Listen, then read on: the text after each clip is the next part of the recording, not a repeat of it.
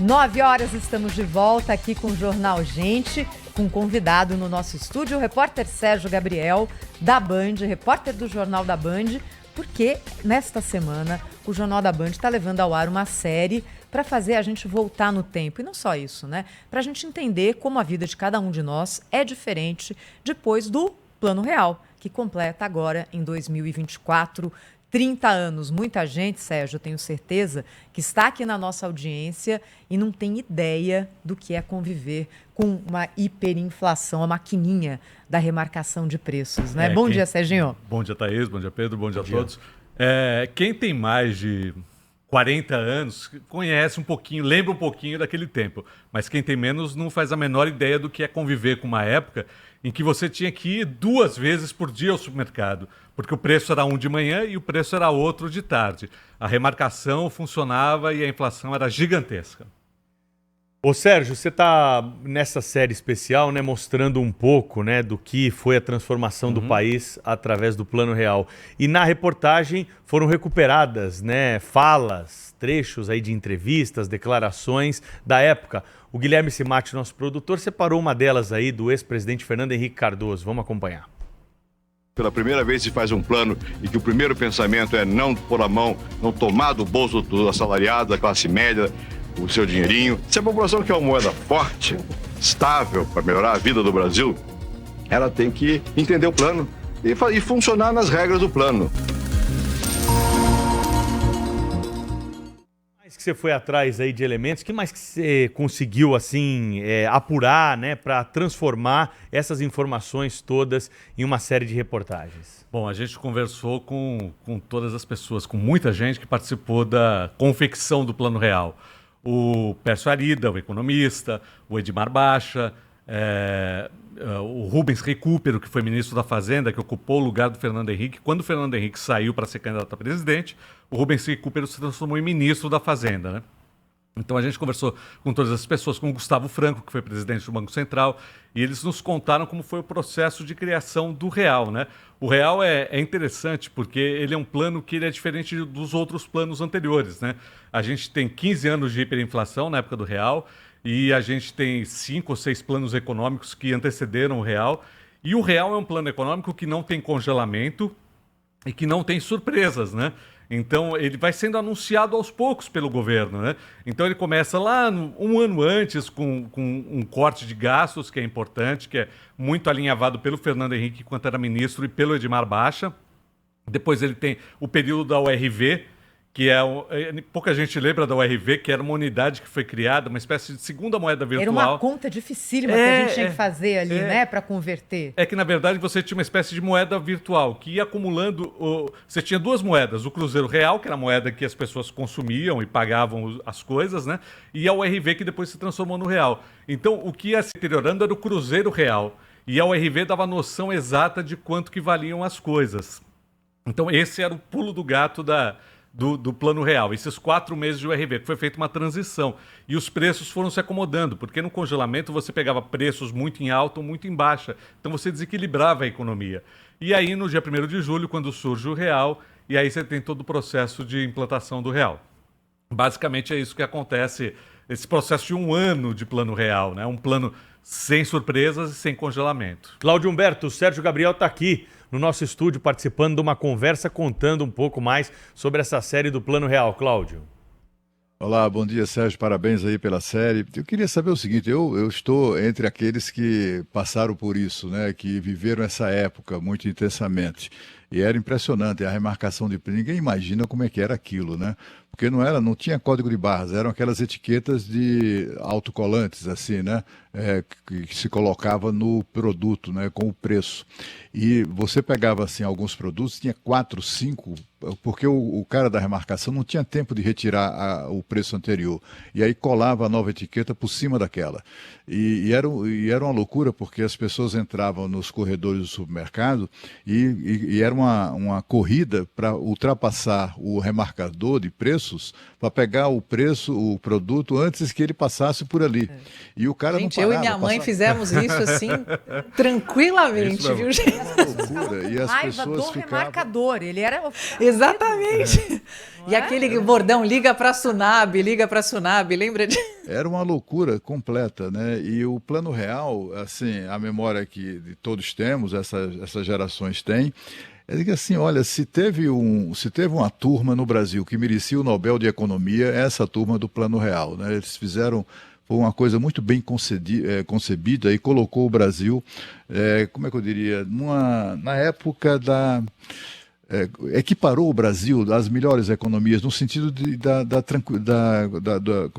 estabilidade, né, da moeda. Isso foi de fato uma virada impressionante na nossa história recente. Mas teve muita gente que se opôs, né, Sérgio? Por exemplo, o Partido dos Trabalhadores, o atual presidente Lula, fizeram campanha contra o Plano Real, se posicionaram contra, fizeram de tudo, ameaçaram greve, ameaçaram tocar fogo no país, etc. e tal. Essa gente hoje, Sérgio, depois do êxito do Plano Real, eles fazem uma revisão crítica uma autocrítica daquele comportamento ou não? Enfim, acham que nas circunstâncias era o que tinham que fazer? Não é claro que o Plano Real, quando ele foi lançado em 1994, era ano de eleição, né? E o Fernando Henrique, que foi quem lançou o Plano Real, foi o candidato do governo à eleição, à sucessão do presidente Itamar Franco. Então, quer dizer, havia um clima político muito grande no país, um contágio político muito grande no país. Você tem, inclusive, o caso do ex-ministro Rubens Recupero, que 2 meses depois do Plano Real ele tem que deixar o governo por causa daquela... A gente conta isso, inclusive, numa das matérias, aquela entrevista em que ele é captado por uma parabólica, não sei, muita gente não deve lembrar disso, em que ele explica um pouquinho, está falando um pouquinho sobre o plano e comete um sincericídio, né? Quando ele fala assim, o que é bom a gente mostra, o que é ruim a gente esconde e tal. Então, e ele é substituído, curiosamente, pelo então ministro Ciro Gomes, né? Que assume o Plano Real 2 meses depois. Mas é claro que o Plano Real ele não resolve todos os problemas do país, mas ele resolve um problema que era crucial para o país, que era a estabilização da moeda. O ex-presidente do Banco Central, Gustavo Loyola, numa das entrevistas, ele disse, por exemplo, que é claro que o Plano Real não gerou o crescimento que se esperava, não resolveu todos os problemas do país, mas que ele criou os alicerces, e uma casa ela não funciona sem alicerce nenhum, aliás, mas também uma casa não funciona só com alicerce. Então você tem todo um processo econômico que ele tem que vir depois do Plano Real. Realmente, o pessoal do PT, o ex-presidente Lula, durante a campanha, bateu forte no Plano Real. Mas é claro que a gente vê que depois, quando o PT chega ao poder, ele se beneficia do real. Então, por exemplo, o Pércio Arida disse para mim numa entrevista que qualquer presidente hoje, ou qualquer governo que seja contra a estabilidade da moeda ou que seja contra a inflação, independentemente dele ser de direita, esquerda, de centro, ele vai pagar esse preço, porque esse é um valor que foi conquistado pela população. A população sabe o que representa ter esse valor, ter a inflação a 4%, 5% ao ano, ao contrário de 2.000%, 3.000% ao ano. Então, os governos que vieram depois do Fernando Henrique se beneficiaram do Plano Real, apesar do Plano Real não ter resolvido todos os problemas do país, né, Cláudio? Ô Serginho, que bom ter você aqui conosco no Jornal Gente, saudades de você. E você sabe que a gente conversava, aqui contando um pouco para a nossa audiência, eu e o Sérgio Gabriel, quando a gente tomava café aí na Band, no Morumbi, a gente falava muito sobre as histórias que a Band tem a respeito, né, do Plano Real e de imagens incríveis, como assim, a Band acompanhou, né, a chegada da moeda, né, do real no Brasil, né, o Sérgio vai contar isso para vocês na série também, e também histórias, várias histórias, né, que tem enfim, essas características, como por exemplo aquele do dólar e o real, quando fez 1 para 1, né, e todo mundo começou a viajar. Então tem várias histórias envolvendo a nossa moeda. E o que eu queria saber com você também, Serginho, na questão se você acha que a sociedade brasileira hoje virou a maior defensora da estabilidade da moeda. Sim, é isso que eu disse agora há pouco, né? A estabilidade econômica se transformou num valor da sociedade, não no valor do governo. Então, depois do Plano Real, a gente teve governo de esquerda, governo de direita, governo de centro, e todos os governos que colocaram em risco a estabilidade econômica e a estabilidade da moeda, e deixaram a inflação subir muito, eles pagaram um preço político e econômico alto por causa disso. Então eu acho que esse é um valor que as pessoas passaram a defender, apesar do real não ter resolvido todos os problemas. Você falou do dólar 1 por 1, por exemplo, um dos problemas do real durante o período do pós-real foi justamente a insistência de deixar o dólar valendo R$ 1 durante muito tempo. Houve uma supervalorização da moeda. Outro problema foi a alta taxa de juros para segurar a inflação. Então a gente vai falar um pouquinho disso tudo. Não é que o real resolveu todos os problemas do país. O Edmar Baixa, que fez parte da equipe econômica, diz assim, olha, quando a gente fez o real, a gente achava que resolvendo o problema da inflação, todos os problemas do país iam ser resolvidos na sequência. Viria o crescimento econômico, viria tudo. E a gente descobriu que não é bem assim, que é um pouquinho mais complicado que isso. Mas resolver a inflação foi determinante para a gente começar a resolver ou começar a trabalhar, atacar todos os outros problemas. E era um modelo complexo, né, Sérgio? Que quando a gente olha para trás, quantos planos econômicos não tinham sido tentados até aquele momento, não é? Dos mais variados tipos, quase todos com algum tipo de congelamento, do tipo para tudo e todo mundo é proibido de reajustar e ponto. E claro que isso não dava certo. Teve confisco de poupança, teve corte de zeros da moeda várias e várias e várias vezes. Entrava ministro, caía ministro, era uma confusão. O que permitiu que o Plano Real desse certo? Qual que foi a diferença? Qual que é a conclusão que você chega nessa série, Sérgio? Olha, eu acho que tem várias coisas. Uma das coisas, a formação da equipe econômica e a independência da equipe econômica. Nesse aspecto, o ex-ministro Maílson da Nóbrega, ele fala uma coisa que é bem verdadeira. Ele fala assim, ou melhor, o Pércio Arida fala isso, desculpa. O Pércio Arida fala, o real deu certo porque o Fernando Henrique era sociólogo e deixou os economistas decidirem a economia.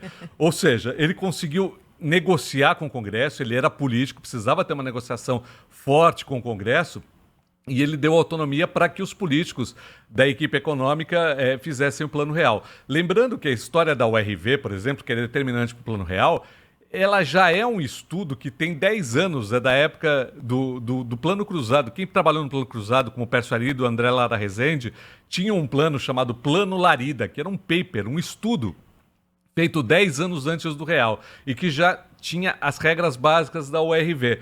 Então, eu acho assim, que houve essa independência. O presidente Itamar Franco, na época, deu também independência para que depois presidente Fernando Henrique, então ministro Fernando Henrique, tivesse essa independência e desse liberdade para a equipe econômica. Então, essas coisas eu acho que foram determinantes.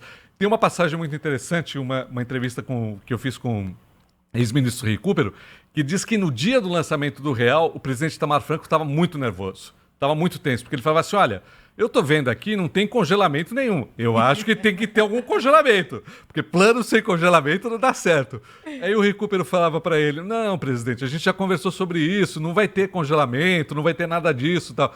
Aí diz que o Recupero conta que o ex-presidente Itamar Franco falou, bom, então a responsabilidade é sua, Recupero. Jogou no colo, né? Jogou no colo. Então, quer dizer, havia muito medo que não desse certo também. Mas eu acho que é isso. Eu acho que foi muito... Eu acho que uma das razões... E o cansaço da sociedade brasileira com a inflação, né? Então as pessoas entenderam o ORV, que era um mecanismo complicadíssimo. Essas séries especiais, né, ainda mais com um tema como esse que mexe tanto com a vida das pessoas, deve estar fazendo todo mundo que está nos ouvindo aqui, o que eu fazia com tantos reais, nota de R$1, né, que hoje em dia acho que não existe mais, né, Sérgio? Você sabe que é engraçado, porque... Quem tem guarda, né? É moeda só. Você só acha em numismata, né, em colecionador de moeda. Você tem uma inflação em relação ao real. O real também tem uma inflação. Então eu mostro na matéria, numa das matérias, que quando o real foi lançado, com R$1 você comprava 10 pãezinhos. Nossa! Hoje, com R$1 você compra um pãozinho. Então, quer dizer, mas é muito menos do que a inflação que existia naquele período em que o preço falando do pãozinho... em 30 anos, né? Aquela época, 30 minutos, sim. você já tinha... Você já tinha o preço do pãozinho com cruzeiros reais, você comprava 5 pãezinhos na hora do almoço, na hora da janta você comprava um só. Verdade. Então, mais ou menos nessa época eu vivi em Portugal. Vivi em Portugal quase 5 anos. E para mim era tudo muito estranho. Muito estranho. Abastecia o carro, custava aquele valor, que era mínimo, né? E não aumentava. Não era a minha, como é que eu diria, a minha realidade, né? Não aumentava. Aliás, eu saí 5 anos depois, o preço da gasolina era exatamente o mesmo. E olha, Portugal não produz gasolina, não produz petróleo, né? Apesar de ter uma empresa estatal muito forte, a Galp, etc. Os preços no supermercado às vezes até caíam. Eu ficava espantado, que coisa doida esse negócio de viver sem inflação, né? Você ficava, assim, a sociedade brasileira não apenas estava muito machucada pela inflação, mas também as pessoas não sabiam como é que era uma vida sem inflação. Esse foi o grande problema, né? Quando se dizia, né, e o Sérgio lembra bem, que as pessoas achavam que o Plano Real, vencida a inflação, resolveria qualquer parada, né, na economia, é porque a inflação, de fato, era o principal inimigo da sociedade e da economia, né? Parabéns, viu, Sérgio? Retomar esse período serve, inclusive, para reflexão, né, de todos nós, de todos os brasileiros, sobre a importância do equilíbrio ou da estabilidade monetária. E eu preciso fechar essa conversa com o Sérgio Gabriel, trazendo a notícia de agora, Sérgio. Inflação oficial do país, divulgada pelo IBGE em maio, 0,46%. Acelerou em relação ao mês anterior, que tinha ficado em 0,38%, pressionada principalmente pelo preço dos alimentos e das bebidas, que subiram 0,62% na comparação com abril, principalmente por causa de tubérculos, raízes e legumes. Podia ser menor? É claro que podia, mas quando a gente está falando de uma inflação de 80%, 90%, 100% ao mês, isso aqui é nada, né, Serginho? Você já imaginou você anunciando aqui, Thaís? A inflação esse mês foi de 40%, Isso. foi de 80%. Se ela trabalhasse na Rádio Bandeirantes da Argentina um tempo atrás, já faria parte da rotina. Até a Argentina chegou a esse ponto justamente porque não teve um plano real como o nosso. Você que morou lá sabe bem disso. É verdade. Sérgio, vamos acompanhar os próximos capítulos. Obrigado por ter vindo aqui, bater esse papo conosco assim, que sempre é agradável, viu? Ok, muito obrigado, Pedro. Abraço. Obrigada, série Beijo, especial, mais um capítulo hoje às 7h20 da noite, na tela da Band, no Jornal da Band. Na sequência, no Jornal Gente, informação ao vivo de Porto Alegre.